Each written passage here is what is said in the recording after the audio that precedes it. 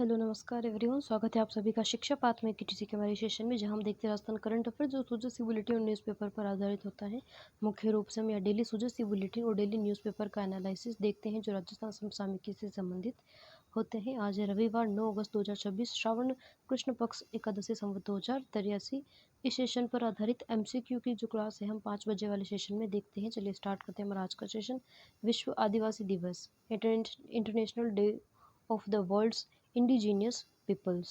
संयुक्त राष्ट्र United Nations की महासभा ने दिसंबर 1994 में 9 अगस्त को प्रतिवर्ष आदिवासी दिवस के रूप में मनाने की घोषणा की थी। 1994 में इसी दिन 1982 में जिनेवा में आदिवासी आबादी पर संयुक्त राष्ट्र कार्य समूह की पहली बैठक हुई थी।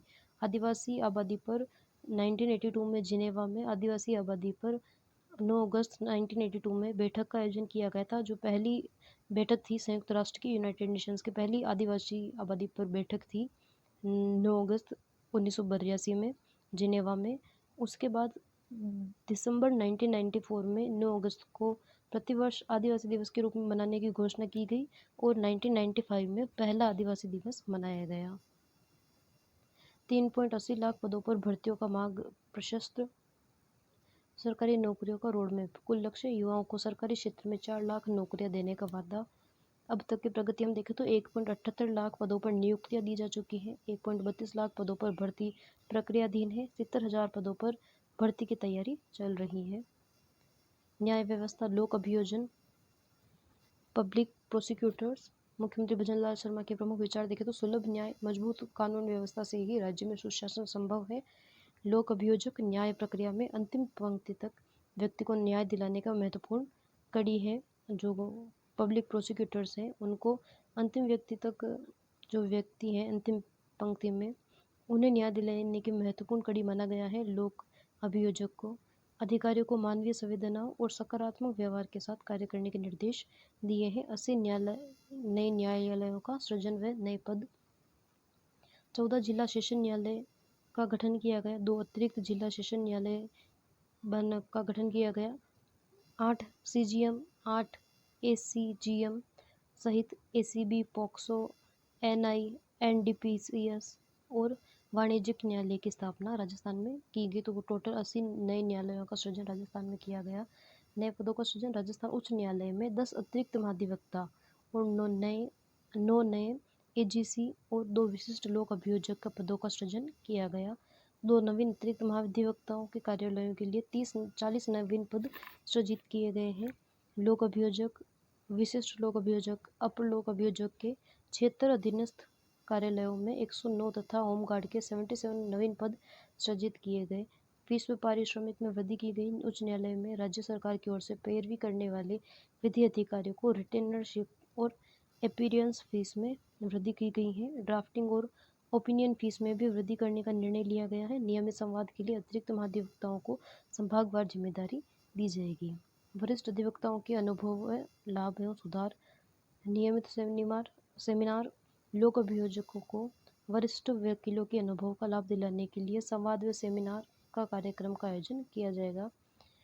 मामलों का शीघ्र निस्तारण करने के लिए वर्षों से लंबित प्रकरणों को सामूहिक समाधान, जनहित के मामलों की त्वरित सुनवाई करने के लिए निर्देश दिए गए हैं। मुख्यमंत्री जी द्वारा नियमित मॉनिटरिंग के निर्देश दिए हैं।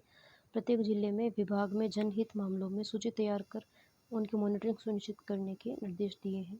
181 राजस्थान संपर्क हेल्पलाइन 99.17% निस्तारण। शिकायत निस्तारण दर, जन समस्याओं का समग्र निस्तारण 99.17% तक पहुंच चुका है। जून माह के आंकड़े हम देखें तो लगभग 4,97,000 नई शिकायतें प्राप्त हुई। 4,97,000, जिनमें से करीब 4,90,000 शिकायतों का समाधान किया गया। त्वरित कार्यवाही, जून महीने के आंकड़े दिए हैं। 4,97,000 नई शिकायतें हुई थी, जिनमें से 4,90,000 का समाधान किया गया। त्वरित कार्यवाही, शिकायतों के समाधान की औसत अवधि घटकर 12 दिन रह गई है। मुख्यमंत्री की पहल, स्वयं संपर्क कॉल सेंटर पर जाकर लोगों को समस्याएं सुनते, उनका समाधान सुनिश्चित करते और विभिन्न अधिकारियों को भी निर्देश दिए गए थे।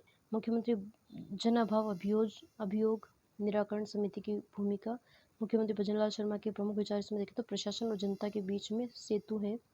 जो समिति के सदस्य हैं, जनाभाव अभियोग निराकरण समिति के सदस्य आमजन की समस्याओं को प्रशासन तक पहुंचाने और उनके त्वरित समाधान की मजबूत करनी है। सेवा का भाव जिला स्तर पर समिति के सदस्य सेवा भाव से नागरिकों की दिक्कतों को सुनकर उनका निस्तारण करते हैं। संवेदनशीलता महिला, युवा, किसान और गरीब की समस्याओं को पूर्ण संवेदनशीलता के साथ सुना और सुलझाया जा रहा है। डिजिटल राजस्थान में घर बैठे सरकारी सेवाएं, व्हाट्सएप सेवाएं, आमजन व्हाट्सएप पर संदेश भेजकर निवास, आय, जाति और सहित कई अन्य सरकारी सेवाओं का घर बैठे लाभ उठा सकते हैं।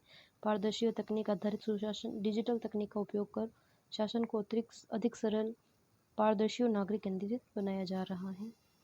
कार्यक्रम में उपस्थित गणमान्य व्यक्ति में हम देखें तो मुख्यमंत्री निवास पर जिला स्तरीय जनाभाव अभियोग निराकरण समिति, मुख्यमंत्री निवास पर जिला स्तरीय जनाभाव अभियोग निराकरण समिति के सदस्यों का धन्यवाद आभार कार्यक्रम आयोजित किया गया था। संवाद अनुभव, मुख्यमंत्री ने विभिन्न जिलों के सदस्यों से संवाद कर उनके अनुभव जाने तथा वीडियो कॉन्फ्रेंसिंग के जरिए जिला मुख्यालयों के सदस्य भी इसमें जुड़े। प्रमुख उपस्थिति विधिक कार्य मंत्री जोगराम पटेल, सांसद मदन राठौड़ सहित अन्य जनप्रतिनिधि मौजूद थे। 9 से 17 अगस्त तक हर घर तिरंगा अभियान 2026 चलाया जाएगा। पूरे प्रदेश में 9 से 17 अगस्त 2026 तक उत्साह उमंग के साथ मनाया जाएगा। इस वर्ष का अभियान राष्ट्रगीत वंदे मातरम के 150 वर्ष पूरे होने को समर्पित है। सामूहिक गायन, हर घर तिरंगा समारोह में वंदे मातरम का सामूहिक गायन किया जाएगा।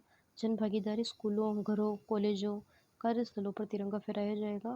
विविध आयोजन किए जाएंगे। ब्लॉक से लेकर ग्राम पंचायत स्तर तक तिरंगा यात्रा निकाली जाएगी, रैली निकाली जाएगी, विभिन्न देशभक्ति गतिविधि आयोजन होगी। सेल्फी अपलोड, नागरिक तिरंगे के साथ अपनी सेल्फी क्लिक करके हरघरतिरंगा.com पर अपलोड कर सकते हैं। कृषि आदान, एग्रीकल्चर इनपुट्स की निर्बाध उपलब्धता, किसानों को राहत, उर्वरक, प्रमाणित बीज सहित सभी आवश्यक कृषि आदानों की निर्बाध, समयबद्ध और पर्याप्त उपलब्धता सुनिश्चित की जाएगी। प्रभारी मंत्रियों द्वारा समीक्षा, प्रभारी मंत्री अपने निवास जिला प्रवास के दौरान कृषि संसाधनों की उपलब्धता समीक्षा करेंगे ताकि किसानों को फसल उत्पादन के प्रत्येक चरण में समय पर सहायता मिल सके। इसके लिए राजस्थान गवर्नमेंट द्वारा उर्वरक और जो बीज है उनकी पर्याप्त उपलब्धता सुनिश्चित की जाएगी। जो कृषि के लिए जो इनपुट्स होते हैं, अर्थात जो कृषि उपयोगी जो इनपुट्स होते हैं, वस्तुएं होती हैं, जैसे बीज हो गया, उर्वरक हो गया, जो सब गवर्नमेंट द्वारा निर्बाध रूप से उपलब्ध करवाए जाएंगे। बाधा रहित निर्बाध के हम देख सकते हैं। प्रभारी मंत्री करेंगे जिलों का दौरा। मानसून समीक्षा, मानसून एवं उससे उत्पन्न परिस्थितियों की विस्तृत समीक्षा की गई। प्रभारी मंत्री अपने प्रभार वाले जिलों का दौरा कर विद्युत, पेयजल, सड़क, चिकित्सा, आपात प्रबंधन से जुड़ी समस्याओं का, व्यवस्थाओं का जायजा लेंगे। मिशन मोड पर आरपीएससी, महज 28 कार्य दिवसों में 14 भर्तियों के लिए फाइनल रिजल्ट जारी किए हैं। 28 कार्य दिवसों में प्रमुख उपलब्धियों में आंकड़े हम देखें तो रिकॉर्ड रफ्तार, राजस्थान लोक सेवा आयोग आरपीएससी ने जुलाई 2026 से अब तक 28 कार्य दिवसों में विभिन्न लंबित भर्ती प्रक्रियाओं का तेजी से निस्तारण किया है, जिनमें लिखित परीक्षाओं के बाद 11 विषयों की विचारित सूची जारी की गई। साक्षात्कार इंटरव्यू के लिए सफल अभ्यर्थियों की 36 सूची जारी हुई। 14 अंतिम परिणाम, फाइनल रिजल्ट जारी किए गए आरपीएससी के द्वारा, जिनमें हम देखें 5 अगस्त को assistant professor exam 2024 medical education gastrology super specialist के रिजल्ट जारी हुए। 4 अगस्त को assistant professor exam 2024 medical education paediatric cardiothoracic vascular surgery medical oncology clinical immunology और रूमेटोलॉजी सुपर स्पेशलिटी तथा जनरल सर्जरी के रिजल्ट जारी किए गए। 24 जुलाई 2026 को assistant professor college education 2025 textile drawing and painting. 21 जुलाई को assistant professor exam 2024 medical education psychiatry brand speciality का result जारी हुआ। 20 जुलाई को assistant professor Sanskrit college education 2024 योग विज्ञान एवं भाषा विज्ञान का रिजल्ट जारी हुआ। 17 जुलाई को assistant professor college education 2025 statistics सांख्यिकी का रिजल्ट जारी हुआ। 15 जुलाई को professor librarian PTI college education परीक्षा फिजिकल ट्रेनिंग इंस्ट्रक्टर पीटीआई के रिजल्ट जारी हुए। 10 जुलाई को assistant professor exam 2024 medical education cardiology neonatology super speciality और respiratory medicine TB and chest broad speciality के रिजल्ट जारी किए गए। अब हम फलोदी जिला के पंचक्रोर के बारे में चर्चा करेंगे। फलोदी मरुस्थल का प्रवेश द्वार भी कहा जाता है। फलोदी डिस्ट्रिक्ट को मरुस्थल का प्रवेश द्वार कहा जाता है। थार मरुस्थल क्षेत्र में फलोदी अपने गर्म मौसम, मरुस्थलीय जीवन शैली, और सांस्कृतिक धरोहरों के लिए विख्यात हैं। पंचगौरव पहल में स्थानीय पहचान को वैश्विक मंच दिलाने के लिए फलोदी जिले में 5 प्रमुख क्षेत्रों जैसे उपज, वनस्पति उत्पाद, पर्यटन और खेल का चयन किया गया है, जिनमें हम चर्चा करेंगे। फलोदी जिले की उपज है सुगंधित जीरा। जीरे की जो वैज्ञानिक नाम है वो है क्यूनिमिन साइमिनम। क्यूनिमिन साइमिनम है जीरे का वैज्ञानिक नाम। इसमें पाया जाने वाला क्यूमिनोल तत्व विशेष सुगंध और औषधि उपयोगिता प्रदान करता है। क्यूमिनोल वैज्ञानिक नाम है क्यूनिमिन साइमिनम, जीरे का वैज्ञानिक नाम है। और एक जिला एक उपज के तहत फलोदी जिले का उपज है जीरा। विभिन्न व्यंजनों, मसाला मिश्रणों, आयुर्वेदिक उत्पादों में उपयोगी होता है। आर्थिक महत्व, यह क्षेत्र की प्रमुख मसाला फसल है, किसानों के आय का प्रमुख स्रोत है। नेक्स्ट हम वनस्पति देखेंगे फलोदी जिले की। एक जिला एक वनस्पति के तहत वनस्पति है जाल, सेल्वेडोरा ओलेओइड्स जाल का वैज्ञानिक नाम है। अन्य नाम हमें देखें तो पीलू वृक्ष भी कहा जाता है, टूथब्रश ट्री भी या मिसवाक भी कहा जाता है। WHO द्वारा ओरल हाइजीन मुख्य स्वच्छता के लिए मान्यता प्राप्त है। एंटीबैक्टीरियल और एंटी इन्फ्लेमेटरी गुण इसमें पाए जाते हैं। धार्मिक, सांस्कृतिक, औषधि दृष्टि से अत्यंत महत्वपूर्ण पौधा है जाल का वृक्ष। तो फलोदी जिले के वनस्पति है जाल का वृक्ष। पंचगौरव के तहत फलोदी जिले का उत्पाद है सोनामुखी के उत्पाद। यह प्राकृतिक रूप से उगने वाला महत्वपूर्ण हर्बल पौधा है। प्राकृतिक रूप से उगता है, आयुर्वेदिक चिकित्सा में व्यापक प्रयोग होता है, जिससे विभिन्न हर्बल उत्पाद तैयार किए जाते हैं। स्थानीय स्तर पर रोजगार व आय का जरिया और क्षेत्र की विशिष्ट पहचान है सोनामुखी के उत्पाद। नेक्स्ट हम देखेंगे एक जिला एक पर्यटन स्थल के तहत फलोदी जिले का जो पर्यटन स्थल है वो है खिजन, कुर्जा नगरी भी जिसे कहा जाता है। खिजन को प्रवासी पक्षी साइबेरिया से हर साल सितंबर से मार्च के बीच लगभग 20,000 से 25,000 कुर्जा सारस शीतकाल प्रवास के लिए खिजन में आते हैं। पक्षियों का दाना घर, तालाब, लाल पत्थर से बनी 50 से अधिक नक्काशीदार हवेलियाँ यहाँ फेमस है। खिजन गांव को रामसर साइट का दर्जा प्राप्त है, जो इसे इको टूरिज्म का प्रमुख केंद्र बनाता है। नेक्स्ट हम फलोदी डिस्ट्रिक्ट का जो खेल देखेंगे वो है एथलेटिक्स।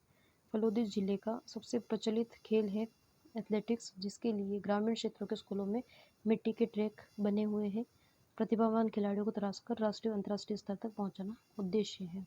अब हम फलोदी जिले के पंचगौरव के बारे में क्विक रिवीजन करते हैं। फलोदी जिले की उपज है जीरा। फलोदी जिले की वनस्पति है जाल का वृक्ष। फलोदी जिले का उत्पाद है सोनामुखी के उत्पाद। फलोदी जिले का जो पर्यटन स्थल है वो है खिजन। और फलोदी जिले का जो खेल है वो है एथलेटिक्स। गृह मंत्रालय की नई सुरक्षा गाइडलाइन, सीमा पर रीन्यूएबल प्रोजेक्ट पर रोक। गृह मंत्रालय द्वारा, होम मिनिस्ट्री द्वारा सीमा जो बॉर्डर एरिया है वहाँ पर रीन्यूएबल एनर्जी प्रोजेक्ट पर रोक लगा दी है।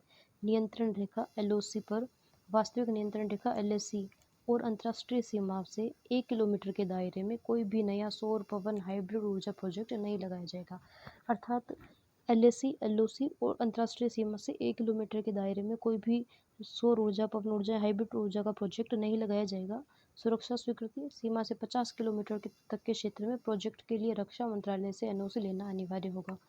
1 किलोमीटर तक तो कोई भी सौर ऊर्जा, पवन ऊर्जा, हाइब्रिड ऊर्जा का प्रोजेक्ट नहीं लगाया जाएगा। और जबकि बॉर्डर एरिया से 50 किलोमीटर के दायरे में अगर आपको कोई प्रोजेक्ट लगाना है तो उसके लिए आपको रक्षा मंत्रालय द्वारा हो, डिफेंस मिनिस्ट्री द्वारा NOC लेना अनिवार्य होगा। भवनों की ऊंचाई देखें तो सीमा से 1 से 8 किलोमीटर के एरिया में अधिकतम 3 मीटर ऊंचाई का भवन निर्माण कर सकते हैं। 8 से 20 किलोमीटर के एरिया में सीमा से 5 मीटर की लंबाई तक का भवन निर्माण कर सकते हैं। और 20 से 50 किलोमीटर के एरिया में सीमा क्षेत्र से 15 मीटर तक की भवन निर्माण ऊंचाई रख सकते हैं। डिग्गियों एवं फोम पॉन्ड्स के लिए नया सुरक्षा मानक। डिग्गी होती है जो मरुस्थलीय क्षेत्र में जल संग्रहण के लिए, वर्षा जल संग्रहण के लिए डिग्गियाँ बनाई जाती हैं, जिसे हम मिनी तालाब भी कह सकते हैं, मिनी पॉन्ड भी कह सकते हैं। छोटे छोटे तालाब और छोटे छोटे टैंक, बड़े बड़े टैंक का रूप भी इसे दिया जा सकता है। इन्हें कहते हैं डिग्गी। एक तरह से जो ओपन टैंक होते हैं, उसकी लंबाई कम होती है बल्कि चौड़ाई ज़्यादा होती है, उनको कहते हैं डिग्गी। उनके लिए नए सुरक्षा मानक निकाले हैं गवर्नमेंट द्वारा, क्योंकि डिग्गियों में डूबने से काफ़ी अनजाने में डिग्गियों में डूबने से काफ़ी नागरिकों की मृत्यु हो जाती है। अनजाने में वो डिग्गियों में डूब जाते हैं। इस वजह से उनके लिए और फोम पॉन्ड के लिए नए सुरक्षा मानक तैयार किए गए हैं जिनमें चारों कोनों पर मजबूत रस्सी लगाना कंपलसरी है। एक सिरा हमेशा पानी में रहेगा। चारों जो कोने हैं डिग्गी के, वहाँ पर मजबूत रस्सी लगाना कंपलसरी है। 1 से 2 लाइफ सेविंग ट्यूब और 2 फीट ऊंची सुरक्षा दीवार जाली बाड़ के साथ डिग्गी का निर्माण किया जाएगा। अर्थात डिग्गी के चारों ओर 2 फीट ऊंची सुरक्षा दीवार जाली या बाड़ के निर्माण किया जाएगा और 1 से 2 लाइफ सेविंग जो ट्यूब है वो डिग्गी में रखने कंपलसरी होंगे और चारों कोनों पर मजबूत रस्सी बांधना कंपलसरी है। लाल रंग का चेतावनी बोर्ड भी अनिवार्य है। डिग्गी के पास लाल रंग का चेतावनी बोर्ड भी लगाना कंपलसरी किया गया है। प्लास्टिक लाइनिंग वाली डिग्गियों में रस्सी, लकड़ी या लोहे की सीढ़ी अनिवार्य की गई है। प्लास्टिक लाइनिंग वाली डिग्गियों में समय सीमा पुरानी डिग्गियों को भी 2 महीने के भीतर इन मानकों के अनुरूप बनाना होगा। अर्थात नई डिग्गियाँ इस मानक के अनुसार बनानी होगी। जो पुरानी डिग्गियाँ हैं उनको भी 2 महीने के अंदर अंदर इन मानकों पर के आधार पर इसको वापस नया बनाना होगा। साइबर स्लेवरी और फर्जी जॉब ऑफर से सावधान। चेतावनी के संकेत, व्हाट्सएप टेलीग्राम से भर्ती, एडवांस फीस की मांग, फर्जी वर्क परमिट या ऐप के माध्यम से फाइल डाउनलोड कराना आदि के द्वारा जब साइबर स्लेवरी और फर्जी जॉब ऑफर दिए जाते हैं। कंबोडिया और म्यांमार जैसे देशों में 500 से अधिक राजस्थानी युवाओं के बंधक होने की आशंका पुलिस द्वारा जताई गई है कि कंबोडिया और म्यांमार जैसे देशों में 500 से अधिक राजस्थानी युवाओं को बंधक बनाया गया है जो फर्जी जॉब के तहत। सहायता व शिकायत, साइबर हेल्पलाइन 1930 या cybercrime.government.in पर शिकायत कर सकते हैं एजेंट की जांच के लिए कि ये जो ऑफर लेटर आया है जॉब के लिए वो फर्जी है या सही है। इसके लिए विदेश मंत्रालय के emergeret.government.in और meded.government.in पर जांच कर सकते हैं एजेंट की, जिससे पता चल जाएगा कि वो फ्रॉड है या सही है। नेक्स्ट हम देखेंगे कॉमनवेल्थ गेम्स 2026 सम्मान समारोह का आयोजन। मुक्केबाज अरुंधति चौधरी को स्वर्ण पदक जीतने पर 1 करोड़ का चेक प्रदान किया गया और भाला फेंक में कांस्य पदक विजेता यशवीर सिंह को 30 लाख की सम्मान राशि दी गई। नेक्स्ट हम देखेंगे सीनियर राज्य स्तरीय तीरंदाजी चैंपियनशिप बीकानेर में आयोजित किया जा रहा है। सीनियर राज्य स्तरीय तीरंदाजी चैंपियनशिप का रजत चौहान ने कंपाउंड वर्ग में 720 में से 712 अंक हासिल किए और अपना ही राज्य रिकॉर्ड तोड़ा था। राज्य रिकॉर्ड बनाया था पहले रजत चौहान ने और उन्होंने 720 में से 712 अंक हासिल करके अपना ही राज्य रिकॉर्ड उन्होंने तोड़ा है इस चैंपियनशिप में, सीनियर राज्य तीरंदाजी चैंपियनशिप बीकानेर में जिसका आयोजन हो रहा है। रिकर्व पुलिस वर्ग में महेश कुमावत प्रथम रहे। कंपाउंड महिला में प्रिया गुर्जर प्रथम रहे। रिकर्व महिला में अमनदीप कौर प्रथम रहे हैं। नेक्स्ट हम देखेंगे Indo Nepal volleyball world championship. Kota की खुशी शर्मा की कप्तानी में अंडर 19 भारतीय महिला टीम वॉलीबॉल में अंडर 19 भारतीय महिला टीम में खुशी शर्मा जो कोटा की निवासी है नेपाल को 25-12 से हराकर स्वर्ण पदक जीता। नेक्स्ट हम देखेंगे अजमेर तारागढ़ पहाड़ी एवं सरपीली सड़क। आप पिक्चर में भी देख सकते हैं ये तारागढ़ का पहाड़ है, तारागढ़ पहाड़ी, और ये सरपीली सड़क आप देख सकते हैं, तारागढ़ घाटी भी जिसे कहा जाता है। तारागढ़ पहाड़ी की ऊंचाई है 870 मीटर। पहाड़ी पर लगभग 2500 से अधिक औषधीय पौधे हैं। सरपीली सड़क 2 किलोमीटर लंबी सरपीली सड़क है।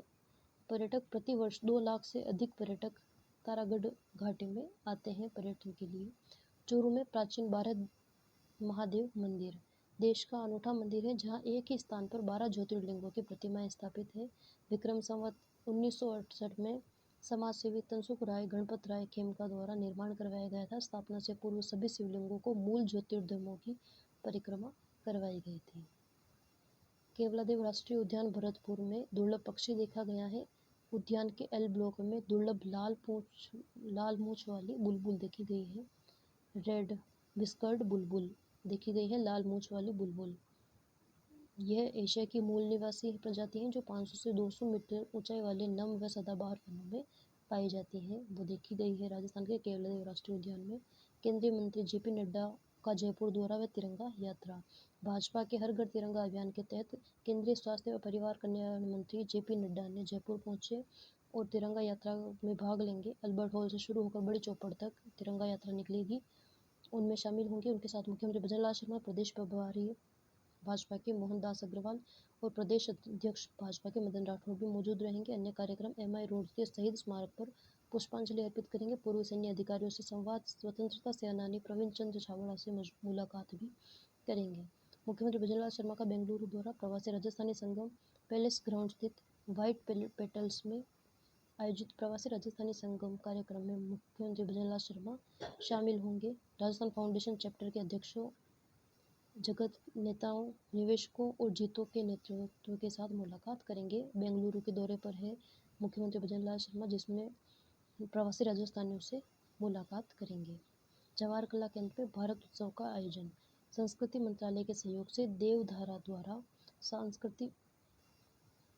शास्त्रीय संगीत व नृत्य महोत्सव का आयोजन किया जाएगा। जवाहर कला केंद्र में भारत उत्सव ग्रैमी अवार्ड विनर विश्व मोहन भट्ट, सलील भट्ट और हिमांशु महंत की प्रस्तुति होगी। साथ ही कुचिपुड़ी, ओडिसी और कथक नृत्य का प्रदर्शन होगा। तो भारत उत्सव का आयोजन किया जाएगा जवाहर कला केंद्र में। एक पेड़ एक जिंदगी महाअभियान दैनिक भास्कर द्वारा चलाया गया था। एक पेड़ एक जिंदगी अभियान दैनिक भास्कर के इस अभियान के तहत 75 लाख का लक्ष्य रखा गया था। उसके मुकाबले 87,06,880 पौधे रोपे गए था। 75 लाख का लक्ष्य निर्धारित किया गया था एक पेड़ एक जिंदगी महाअभियान के तहत और 87,06,880 पौधे टोटल रोपे गए। अभियान में 2,334 स्कूलों ने भाग लिया, 625 कॉलेजों ने, 811 रहस्यवासी समितियों ने और 2,642 अन्य संस्थाओं ने हिस्सा लिया। विकसित राजस्थान 2047 पुस्तक का विमोचन। पहली प्रति भेंट राज्यपाल हरिभाऊ किशन राव वांगड़े को सूचना जनसंपर्क विभाग के अतिरिक्त निदेशक और लेखक जीएल शर्मा द्वारा विकसित राजस्थान @ 2047 पुस्तक का विमोचन किया गया है। लेखक हैं जीएल शर्मा, जो सूचना जनसंपर्क विभाग के अतिरिक्त निदेशक हैं और लेखक हैं। राज्यपाल हरिभाऊ किशन राव वांगड़े को उनकी पुस्तक की पहली प्रति भेंट की। इसमें राज्य सरकार की प्रमुख योजनाओं, नीतियों, विकास कार्यों, परीक्षा उपयोगी प्रश्नोत्तरों को शामिल किया गया है। राज्य सरकार की जो योजनाएं हैं, नीतियां हैं, उनके लिए 181 राजस्थान संपर्क पोर्टल पर प्रगति हम देखें तो जून माह में 4.97 लाख नई शिकायतें आई थी, जिनमें से 4.90 लाख का निस्तारण कर दिया गया है। समाधान दर है 99.17% और औसत अवधि है 12 दिन। अब आमजन व्हाट्सएप पर संदेश भेजकर निवास, आय, जाति प्रमाण पत्र जैसी सेवाएं घर बैठे प्राप्त कर सकते हैं। आज का सेशन हमारा यही समाप्त होता है। प्लीज़ लाइक कीजिए, शेयर कीजिए, सब्सक्राइब कीजिए। अगर आपको हमारे सेशन के PDF की आवश्यकता हो तो आप हमें टेलीग्राम पर मैसेज कर सकते हैं, जहाँ आपको उस चैनल में जोड़ दिया जाएगा, जहाँ ये बुक अवेलेबल जो PDF है वो अवेलेबल करवाई जाती है। आपको सेशन में किसी भी प्रकार की किसी टॉपिक को लेकर कोई समस्या हो तो आप कमेंट करके बता सकते हैं। Thank you very much.